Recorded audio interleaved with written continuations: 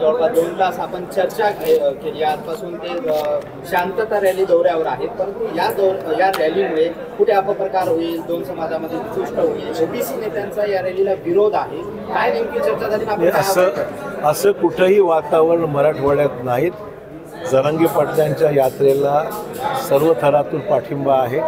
माझा व्यक्तिशः त्यांच्या प्रयत्नांना, त्यांच्या कष्टाला आम्ही मनापासून धन्यवाद देतो की त्यांच्यामुळे मराठा आरक्षणाचा विषय ऐरणीवर आला, पाठपुरावा आम्ही करतोय आणि त्यांच्या या दौऱ्याला माझ्या व्यक्तिशः शुभेच्छा निश्चित आहेत आणि त्यांच्या विरोधात कुठलाही समाज नाही आहे आणि त्यांनी जे काही विषय उपस्थित केले, काल मी त्यांना भेटलो, त्याचा पाठपुरावा आम्ही नक्की करणार। हैदराबाद गॅझेटियर जे उल्लेख करतायत जरांगे पाटील, त्या गॅझेटियरमध्ये जे काही नोंदी सापडतील त्या नोंदीवरून आपण इथं काय बदल करू शकतो, काही त्याबाबत चर्चा झाली? नेमकं काय आहे हैदराबाद गॅझेटमध्ये?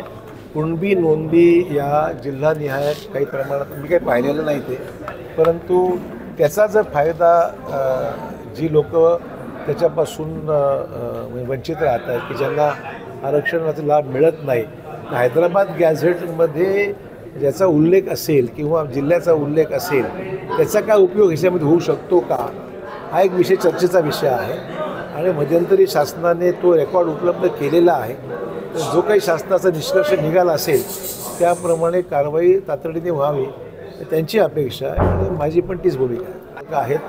त्यांच्याबद्दल लोकांमध्ये खूप आदर आहे आणि शांतता राज्यात राहावी या अनुषंगाने शांतता मार्च म्हणून त्यांनी त्याचा उल्लेख केलेला आहे, त्यामुळे त्यांचा हेतू स्पष्ट चांगला हेतू आहे। तर या रॅली ज्या सुरू होणार आहेत, आज सुरू झालेली आहे, मराठवाड्यात इतर ठिकाणी आहेत, ओबीसी समाजाला आपण काय आव्हान?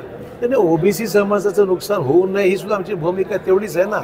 आपला प्रयत्न आहे की दोन्ही समाजामध्ये समन्वयाचं आणि चांगलं वातावरण राहावं, त्यांचे आरक्षण सुरक्षित राहावं आणि मराठा समाजाला आरक्षण मिळावं, अशीच भूमिका आहे।